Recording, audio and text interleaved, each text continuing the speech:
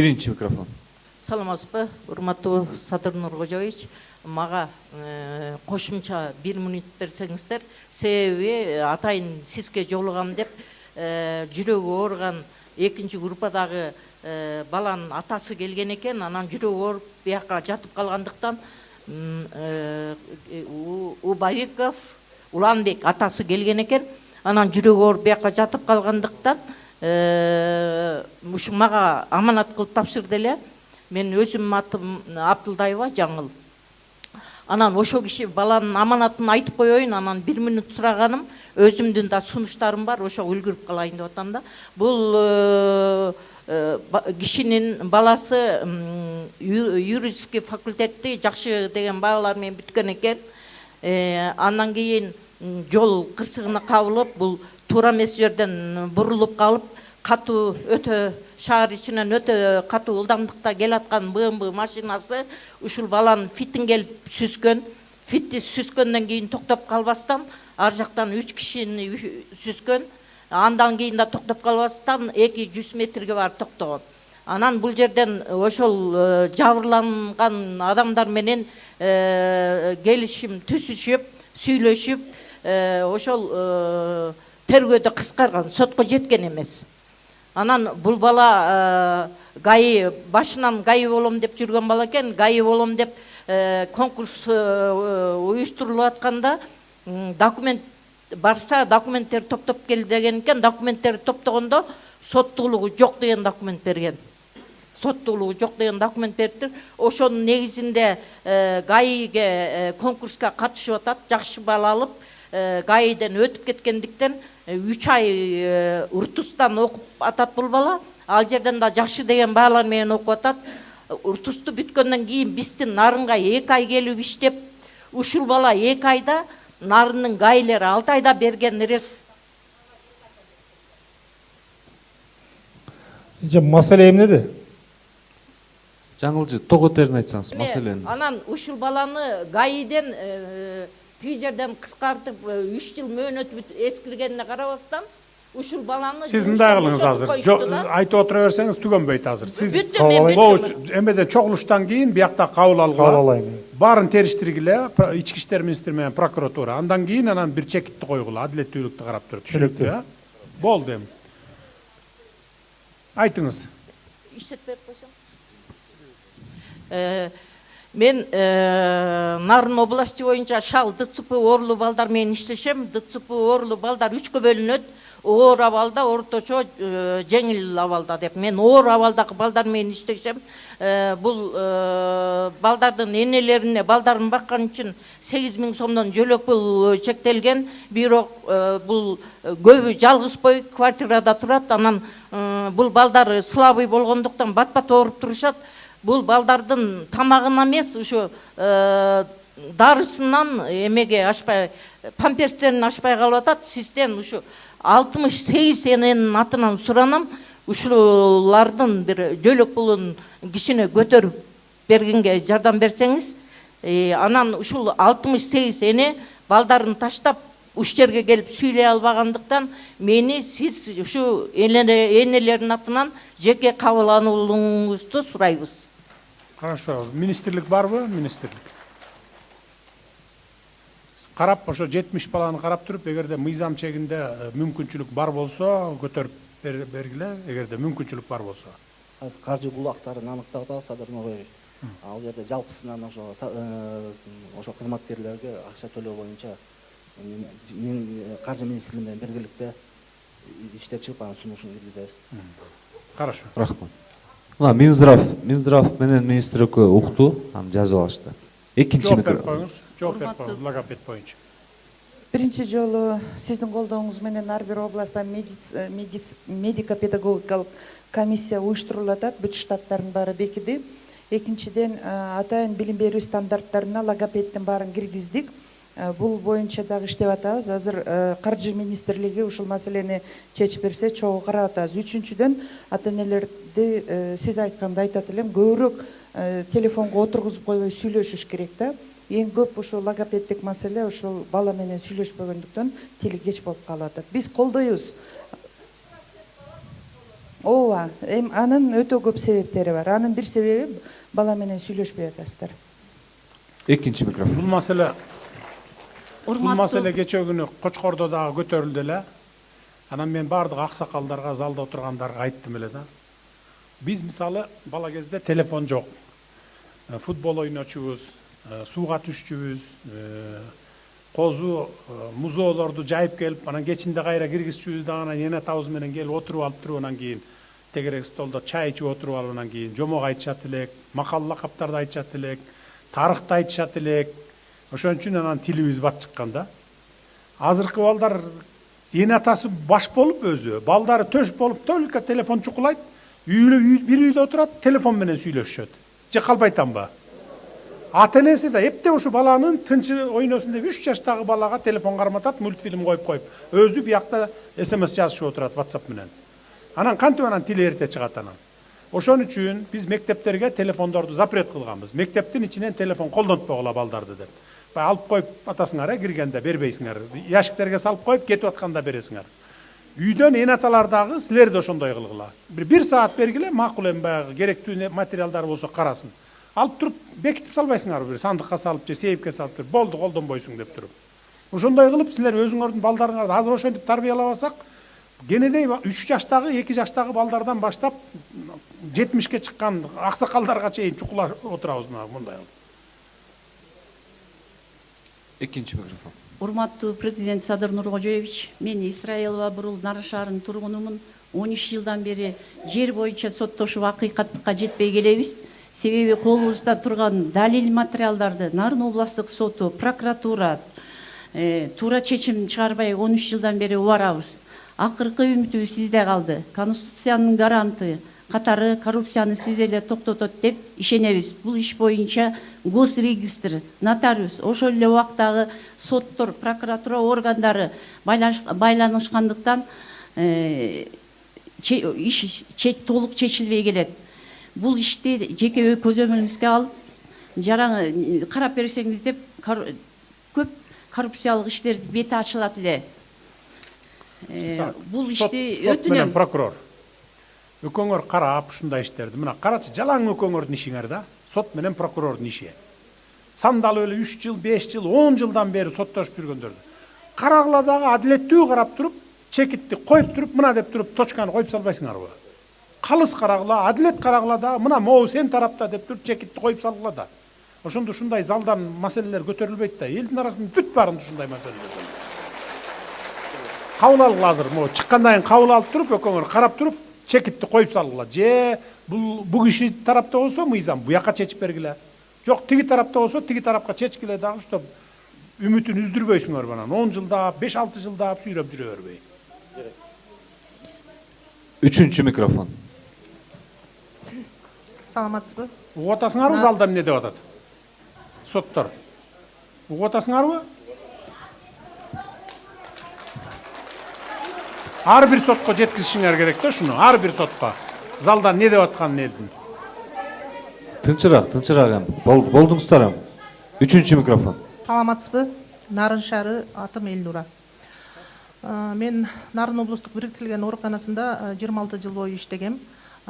Качан гана бизге ушул Мурат Алиаскаров келгенден бери мен үстүмөн абдан кысымдарды көргөздү. Прокуратурага текшертти, ГКНБ текшертти, буга чейин өкүлчүлүккө чейин өткөндө да чыккам. Бирок эч кандай маселе чечилген жок. Себеби бул Элдар Жакыпбеков мунун кайниси, Ташиев болсо Осмоновдун классташы экен. Себептен мен биринчи станцияда өзүмдүн укугумду коргош үчүн сотко бергем Нарын шаарына. Нарын шаардык азыр токтоңуз, түшүнүктүүрөөк кылып айтыңызчы азыр. Нарын шаарынан ким сизди кыйнап атат буякта? Ким ал Алиаскаров? Нарын облустук бириктирилген ооруканасынын директору болуп, 1 жыл 3 айда Алиаскаров деген киши келген. Бул министр дагы тоже билет. Асылбеков, Дамирбек Асылбеков. Канча болду аны иштеп атканда буякта? 1 жыл 3 ай болду. Сага чейин экен да анда? 24-жылы аягында келген. 24-жылы ноябрь айында келген. Келгенде иште 3 сааттан көп. Жок, мен азыр айтып кетсем болобу, урматтуу президент, себеп дегенде булар бир тараптуу карап атат да. Азыр токтоп туруңуз азыр. Сизди неге деп кызматтан кетти деп атабы же эмне? Жок, кызматтан кеткен. Кетирилген. Кетирилгенсизби? Мен эмне себептен кетирген ушуну кичине айтып коеюн, бирок мен бул арызга жаздым баарын. Сизге буга чейин да жазгам.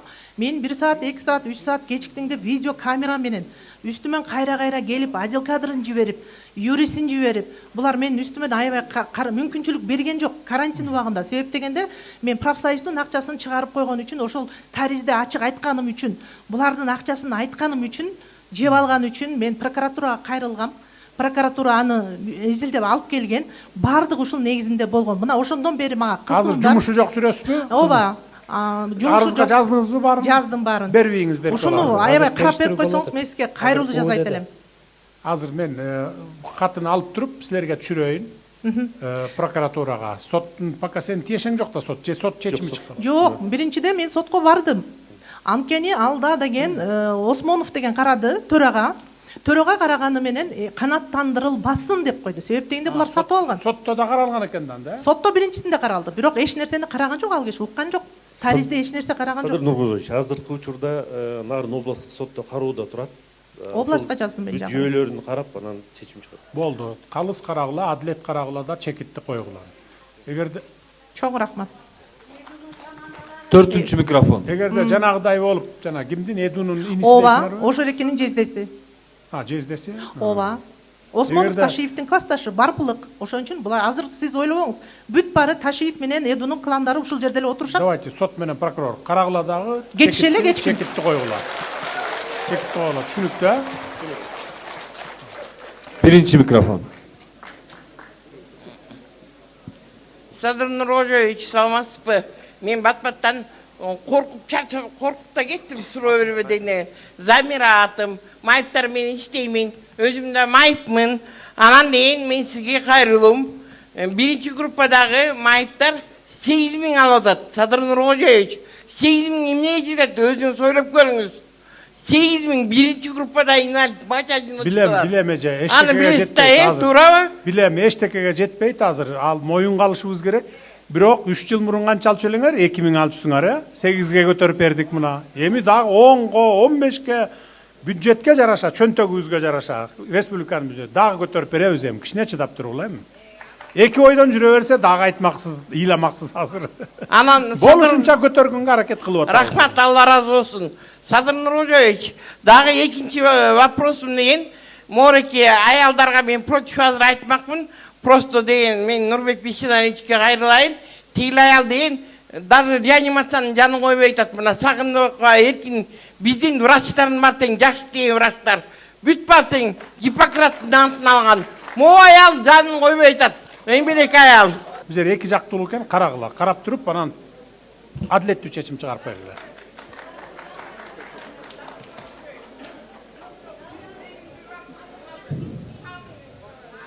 Айтыңыз, кыска айтыңыз, Замирже. Кыска айтам. Садыр Нургожоевич, мына сиз деген жашкерлерди дайыма монтип көтөрүп келатасыз. Жашкерлерге жардам бергиле деп айтып келатасыз. Ошолорго дайыма көңүл бурасыз. Мен сизди деген ТикТокто таптакыр үзбөй карайм. Ишке өтүңүз, ишке, ток кетер жерин айтыңыз. Өзүңүздүн убактыңызды өзүңүз алып атасыз. Неме болуп атат, Садыр Нургожоевич? Мен балам Бакыш балам 30 орундук мончо салган. Кредит алган, иштеп атат, сонун иштеп атат, клиенттер жакшы кирип атат.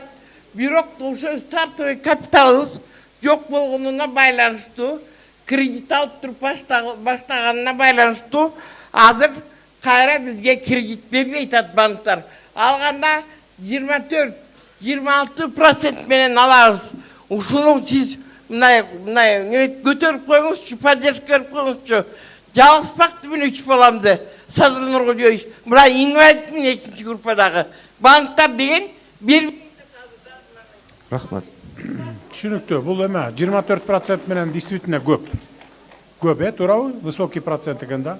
Малый и средний бизнести колдоо үчүн канчадан берип атабыз элекпиз? Азыр бүгүнкү күндө чакан жана орто бизнести колдоого бизде азыр долбоорлор бар. Азыр ошонун негизинде алса болот. Жок, ошо канчадан дедик? 6%га чейин. 6%. Ооба.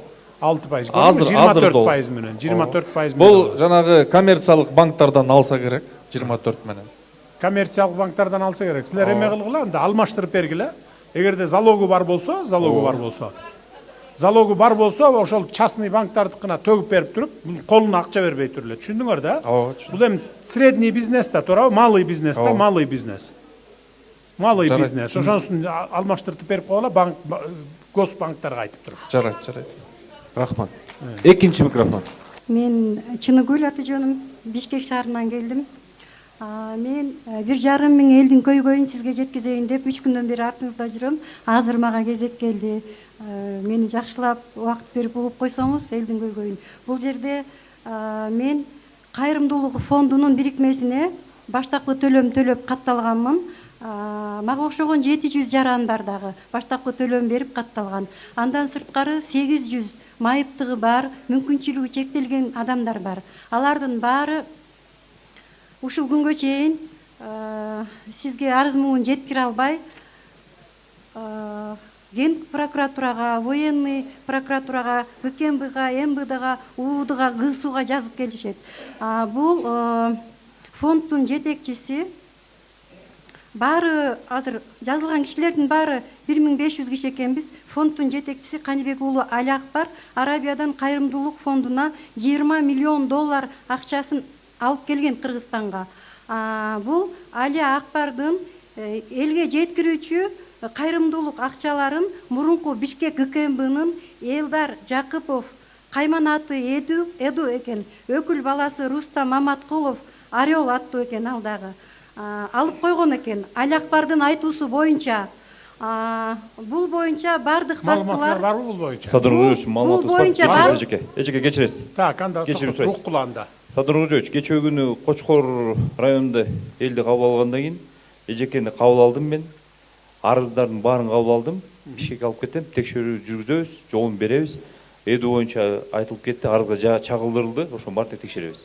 Анан маалымат билдиребиз. Бул баягы жанакы эмеби дегел, Будабай алдамчылык фонду болуп калып атат ошондо. Взносторун алып туруп, анан мына силерди жыргатам деп коюп, акчанын баарын алып кетип калган.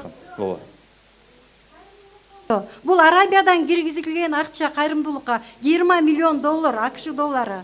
Элге жеткирилбей, Эду деген аркылуу алынып калынган акча экен. Биз бул боюнча 4 жыл бою Али Акбардын артынан жүрөбүз. Өзүңүз көзөмөл болду, түшүнүктүү.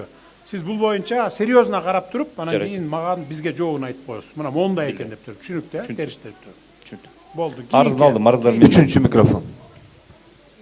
Үчүнчү микрофон. Саламатсызбы, урматтуу Садыр Кожоевич. Мен Жеңишбек Нарын шаарынын тургуну. Көрүү боюнча биринчи топтогу майып Кыргыз Аздердүүлөр коомунун Нарын аймактык баштапкы уюмунда төрага болуп милдетти аткарып келатам. Менин көйгөйлүү маселем биздин коомду өзүңүз жакшы билесиз, Кыргыз Аздердүүлөр коомунда эң бай майыптар, эң бай коом.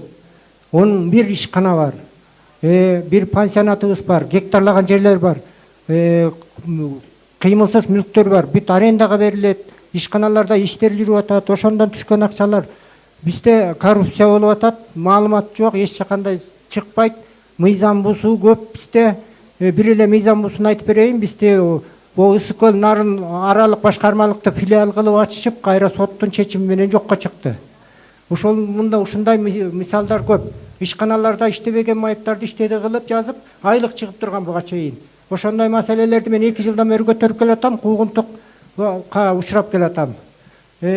Анан ушул маселени өзүңүз өз көзөмөлүңүзгө алып койсоңуз, дагы момунда катап келдим. Былтыр дагы мен сизге аманат кылып ушул жерден бердим эле катты, элдин көбү билет.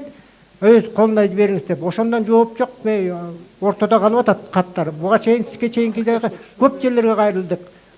Жооп жок, каттын жообун да ала албайбыз. Акыркысы мына жогорку кеңешке да кат жибердим. Ушуну маселени өз көзөмөлүңүзгө алып койсоңуз. Экинчи маселе, көрүүсү боюнча жана биринчи топтогу майыптар бала кезинен ассистент алып атышат, кийинкилер ала албай калып атат. Ошол маселе боюнча да көп. Рахмат. Түшүнүктүү. Кимде эгерде кат берем деп күтүп отурган болсоңор, залда бергиле азыр. Чогултуп алып келгиле. Чогултуп мага мояка алып келип бергиле. Микрофонду күтпөй эле бергиле азыр. Алып келгиле, мына мен алып кетем. Саламатсыздарбы? Нарын району Жамбылак айылы курултайдын катышуучусу Садыр Нуркожоевич, биз биринчи Чынара Иманалиева биринчи курултайга барганда биздин Нарын районуна караштуу Жамбылак айылынын бир жер жеп нарын суу мындай нуктуу Аны жана айттым. МЧСке сунуштадык. Жамбулакты жеп аткан жер боюнча. Жеп берилетип ошо нуктуу жеп келатат. Азыркы учурда бир 50дөн ашык түтүндү башка жерге көчүрүү немесинде турат, башка жерге көчүрүп. Ошо биринчи курултайда барган маселе эми-кечекти чечилбей турат. Тиги Садыр Нуркожоевич. Анан экинчи маселем болсо, бизде тиги неме болуп атат, мурун бир кат жүзүндө кайрылдык эле, майыптар аз камсыз, соголук жетим, жалгыз бой, жарым жетимдердин баары жана ипотека тамым салганга айыл өкмөттүн жерлеринен берели дегенбиз. Бирок жанагы алар иш менен камсыз болбогондугуна байланыштуу, доходу жок болгондуктан сиздерден кайра отказ келди. Ошондуктан ошо процентин жеңилдетип, жанагы иши жок бейбачараларга ушу ипотека тамга салууга жардам берсеңиздер, айыл өкмөттүн жерин нуктап даярдап берген атат. Айыл өкмөттүн ичинде бир үйдө 2ден 3төн үй бүлө биригип жашап атат. Түшүнүктүү. Эми бул эме боюнча, ипотека боюнча айылдарга чейин жетебиз. Айыл өкмөттөргө, акимдерге, мэрлерге мен какшап эле келатам. Бош жерлердин бардыгын мамлекеттик ипотекалык компанияга өткөрүп бергиле. Жер там салганга жерди бербегиле, ансыз деле жер тар бизде. Жер жетишпейт. Бара-бара мындан дагы хуже болот. Ошон үчүн эми урматтуу туугандар, көтөрүлгөн маселелердин почти бир 80-90% эле жергиликтүү бийлик, губернатор, аким, мэрлер чече турган, айыл өкмөттөр, областтык сот, прокурорлор, же болбосо район деңгээлинде чечиле турган маселе экенин мен Ошту кыдырганда көрүп, анан кийин жылына 2 жолу мындан ары кыдырып турасыңар деп буларды мыйзам чегинде указ чыгарып койдум. Азыр эми мыйзамга да жазып коебуз, жергиликтүү бийликтин мыйзамы боюнча. Жазында болсо 1 жолу февраль-марттарда жазгы талаачылык башталып аткан убактарда эмне кем карыштары бар чечип бериш керек болгондо убакта. Анан кийин жыйын терим бүткөндөн кийин дагы баягы жыйынтык боюнча ноябрь-декабрларда 2 жолу дайыма ушинтип кыдырып турат. Нарынды кыдырдыңар беле бияка? Кыдырып бүттүк. Бүттүңөрбү? Бүттүк. Мен анын баарын атайлап тарттырып, прямой эфирге, интернеттерге салдырып, телевидениеге чыгарып, анан өзүм дагы мен көрүп атам. Кайсыл райондо кайсыл жараныбыз кайсы маселени көтөрдү. Прокурордун алдындабы, соттунбу, же губернатордун алдындабы бардыгын карап, анан ошонун баарын тең баягыдай чечкенге болгон күч аракетибизди жумшап, мына аппараттагы иштеп атат, администрациядагы ушундай кылып атабыз. Дагы келебиз. Бул акыркы жолу жолугуш эмес, дагы келебиз. Кудай буйрса, мен азыр мага уруксат бересиңер. Анткени мына азыр аба ырайы бузулуп баратат деп, летчиктер кабар берип атыптыр, 45-те учушубуз керек деп. Тик учак менен жүрөм, дагы башка бара турган жерлерим бар эле. Ошондуктан мага уруксат бересиңер.